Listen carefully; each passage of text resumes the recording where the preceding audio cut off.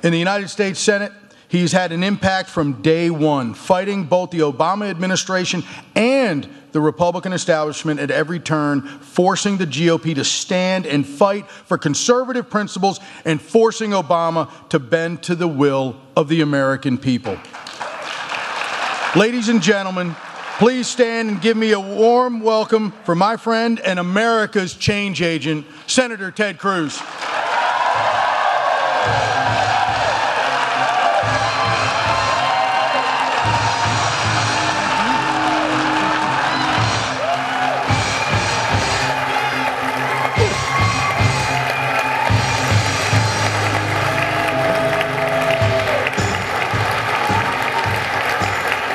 Wow!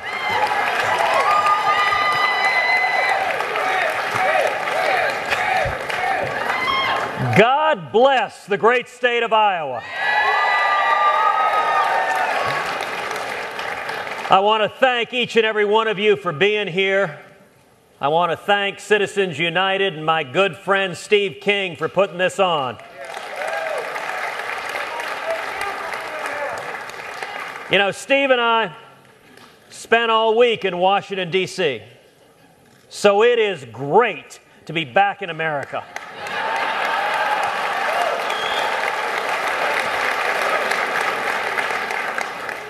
We're living in remarkable times. Just a couple of weeks ago, walking down the hall of the Capitol, I ran into a janitor carrying a screwdriver who was coming to change the sign on Harry Reid's door.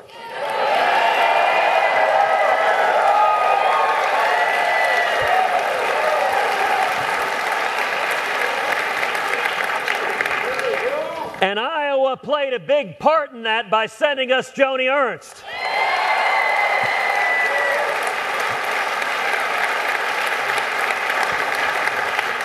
And I, for one, sure am glad that we have a farmer as chairman of the Judiciary Committee.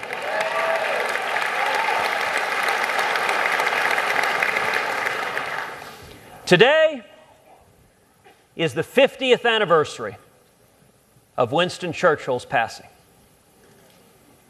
Churchill stood as a lion in winter, a voice against the darkness that was sweeping the globe. And I'll tell you, 50 years later, we are facing threats every bit as ominous. And today, like then, we need the clarity of thought and voice and action that Churchill provided.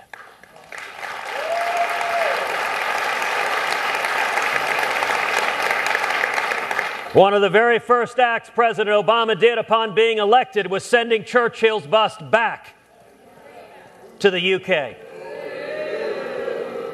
And I think that foreshadowed everything that was to come the next 6 years. Now, I'll tell you, I'm very happy that here with me today is my wife, Heidi.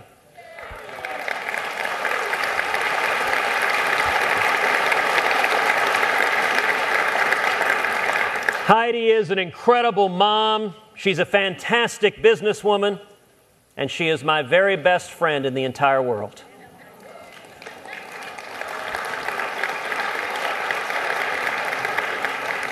And you know, we're blessed to have two little girls at home. Caroline, who's 6, Catherine, who's 4. And I'll tell you, Heidi and I are here today for the same reason that all of y'all are here. Because we look at what's happening in this country, and we fear for our children. We fear for our grandchildren. So what I want to talk to you about today is reigniting the miracle of America. This country was built on an extraordinary miracle. The miracle of America began with a revolutionary idea, which is that our rights, they don't come from government. They come from God Almighty.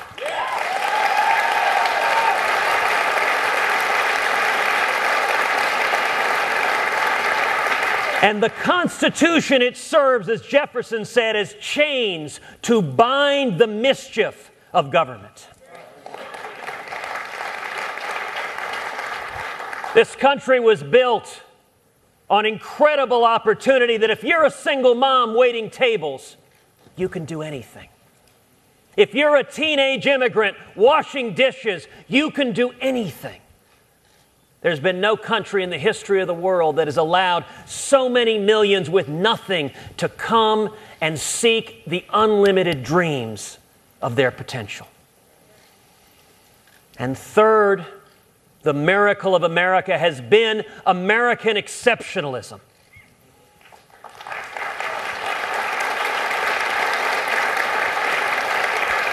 That we are the indispensable nation, a voice, a clarion voice for freedom. And we will back down to no face of tyranny.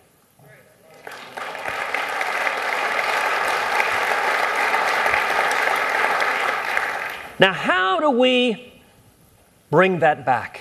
How do we reignite the miracle of America? It is the most important cause that unifies us together, and Iowa believes in the miracle of America.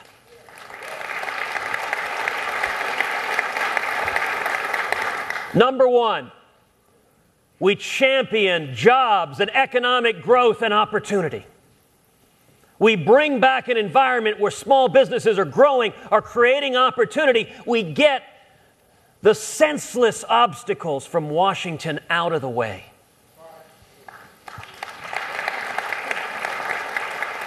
That means tax reform and regulatory reform. It means sending the locusts of the EPA back to Washington.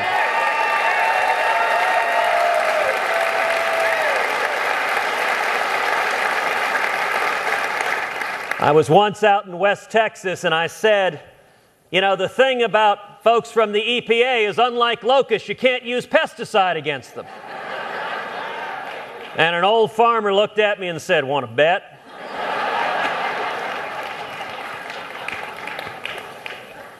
And the most important regulatory reform we can do is we need to repeal every word of Obamacare.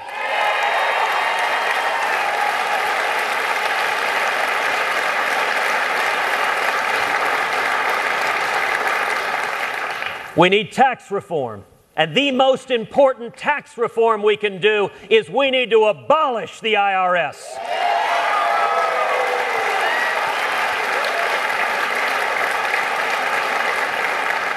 We need a simple flat tax that's fair, that every American can fill out his or her taxes on a postcard.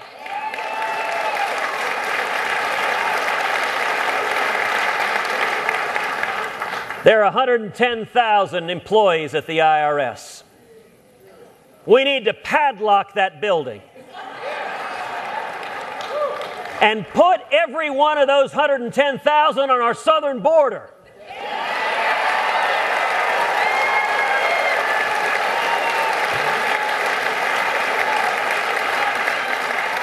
Now, I say that somewhat tongue-in-cheek. But think about it for a second. Imagine you had traveled thousands of miles through Central America through the heat. You're swimming across the Rio Grande, and the first thing you see is 110,000 IRS agents. You turn around and go home too.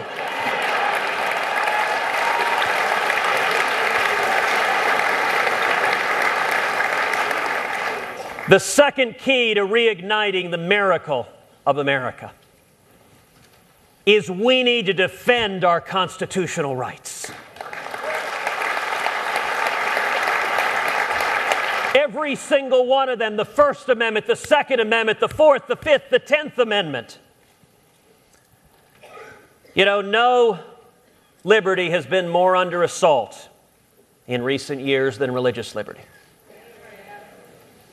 Whether it is the federal government going after Hobby Lobby, a Christian company, or going after the Little Sisters of the Poor. And by the way, here's a real good rule of thumb. If you're litigating against nuns,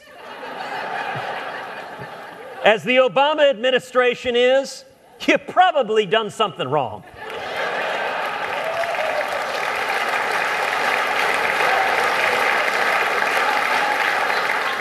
You know, I'm sorry to say one of the most graphic examples of the threat to religious liberty occurred in my hometown of Houston, where the city of Houston subpoenaed 5 pastors and demanded of those pastors, hand over your sermons, hand over your sermon notes. Now let me tell you a story that's going to lift up your hearts. When that happened that Wednesday, I decided we were going to try to bring together a group of pastors to have a rally in defense of religious liberty. So Heidi and I were members of First Baptist in Houston. We called our pastor, Pastor Greg Mott. And I said, Pastor, you've seen what's happened with the subpoenas. He said, oh yeah, Ted, I've been praying about it all morning. And I said, well, listen, we want to hold a rally. We want to bring pastors together. We want to do it tomorrow, Thursday, at 11 a.m. And I wanted to ask you, can we do it at the church? Would you be willing to host it at the church? And Pastor Greg begins laughing. And he said, you know, Ted, God sometimes moves in ways we cannot understand long before we have any awareness of it. He said a month ago, God put it on my heart to begin praying for our city. And a month ago, he said, I reached out to pastors across the city of Houston and invited them to come to my office to pray for our city. He said, we have 50 pastors from around the city coming to my office tomorrow at 10 a.m.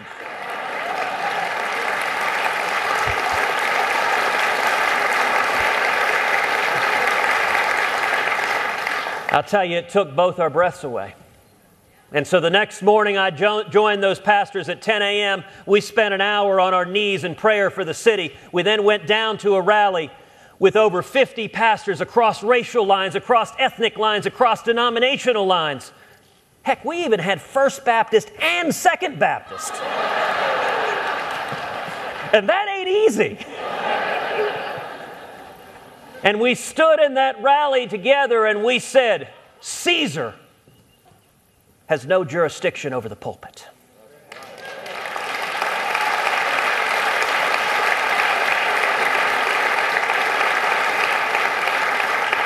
And when you subpoena one pastor, you subpoena every pastor. Now, I'll tell you, believers all over Texas, all over the country, lifted up the situation. Conservatives spoke out, and the heat and pressure was so great that the city folded under and withdrew the subpoena.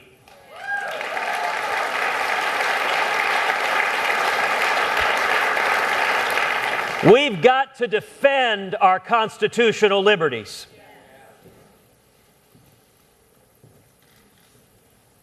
And third, we need to restore America's leadership in the world.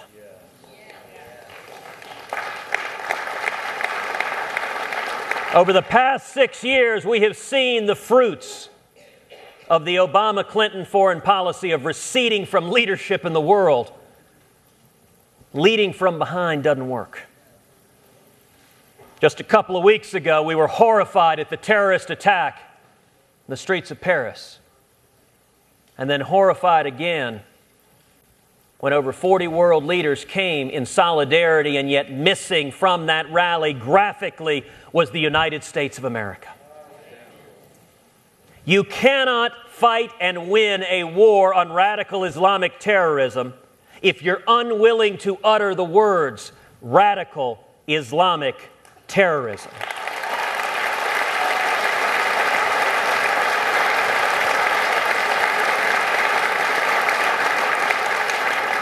I would note that the depraved men who flew the planes into the Twin Towers and the Pentagon into that field in Pennsylvania, they weren't a bunch of ticked-off Presbyterians.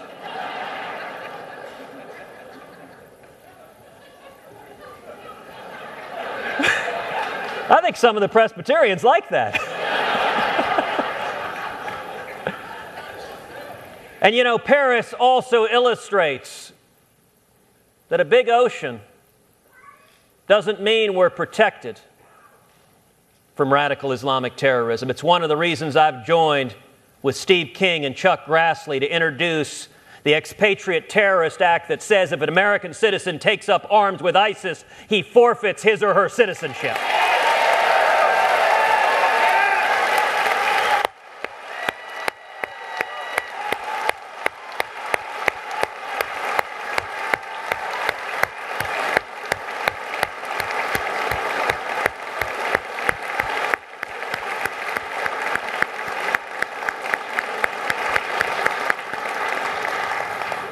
Now, Iowa plays a unique and special role in the political process. The men and women gathered here today and across the state, you have a responsibility that you take very seriously to scrutinize any candidate for national office, to look them in the eyes and to hold them to account. I got to say, a lot of people have the reaction, I don't trust politicians. And that's worth applauding, because I agree with it. You know, in a Republican primary, every candidate's going to come in front of you and say, I'm the most conservative guy to ever live. Gosh darn it, who diddly I'm conservative? Well, you know what? Talk is cheap. The Word tells us you shall know them by their fruit. And one of the most important roles that the men and women in this room, the men and women in Iowa will play is to look each candidate in the eye and say, don't talk, show me. If you say you support liberty, show me where you stood up and fought for it. If you say you support religious liberty, show me where you stood up and fought for it. If you say you oppose Obamacare, show me where you stood up and fought against it.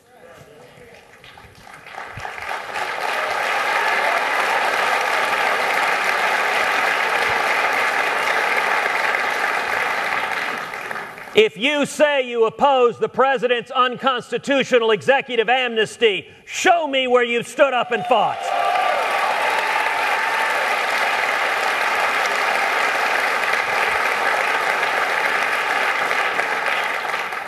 If you say you support life and you support marriage, show me where you stood up and fought.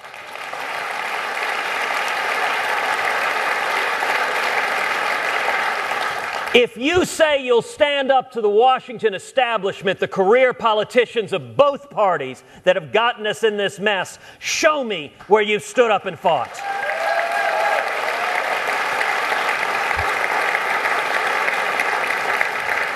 If you say you oppose Common Core, show me where you stood up and fought.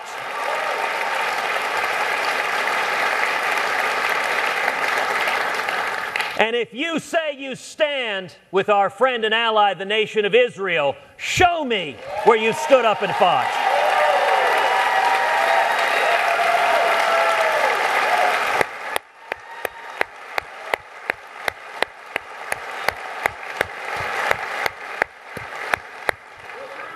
Together, we need to reassemble the Reagan coalition. We need to unify, we need to bring together conservatives and evangelicals and libertarians and Republican women and Reagan Democrats and young people. We need to bring together a coalition of Americans who want to believe again in the miracle of America.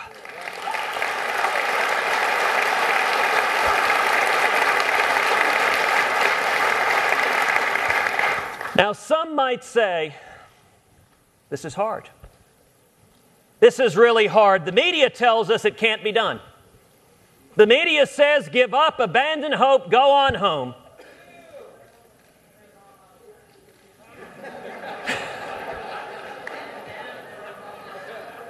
But you know, each of us has seen miracles every day.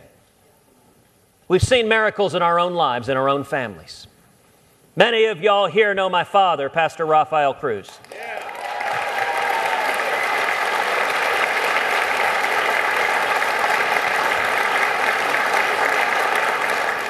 My dad has been my hero my entire life. When he fled Cuba with nothing as a teenager after being imprisoned and tortured, he was full of hope and opportunity. But let me tell you a different aspect of his story you may not have heard, which is he and my mother moved to Canada in the oil and gas business. The Canucks in the room, they're giving some love. And I'll tell you, when I was born, when I was a little boy, neither of my parents knew Christ. Both of them were living fast lives. Both of them were drinking too much. And when I was 3 years old, my dad decided he didn't want to be married anymore. He didn't want to be a dad to his 3-year-old son. So my father got on a plane and he flew back to Houston. And back in Houston, he was working in the oil and gas business when a friend and colleague invited him to a Bible study and invited him to Clay Road Baptist Church. And he gave his life to Jesus.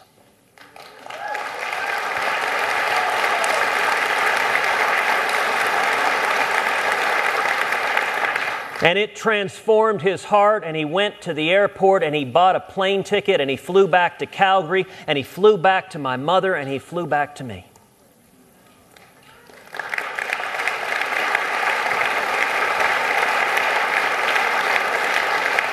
You know, some people ask if faith is real. I can tell you firsthand, in my family, in my life, if it were not for the redeeming love, if it were not for faith in Jesus Christ, I would have been raised by a single mom without the love of my father in the household.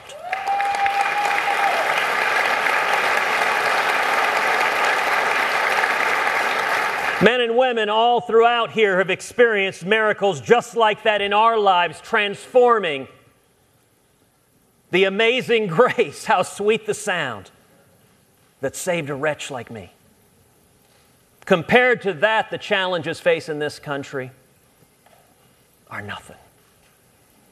From the beginning of this country, God's providential blessing has been on the United States of America.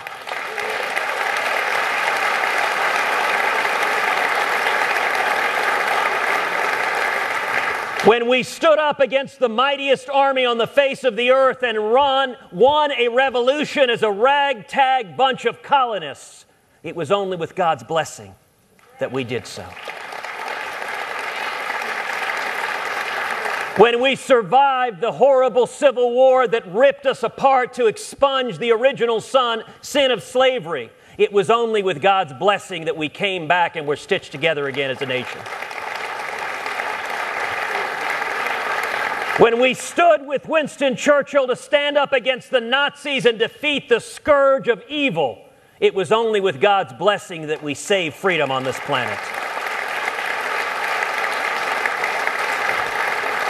And when President Reagan stood before the Brandenburg Gate and said, "Mr. Gorbachev, tear down this wall," it was only with God's grace and blessing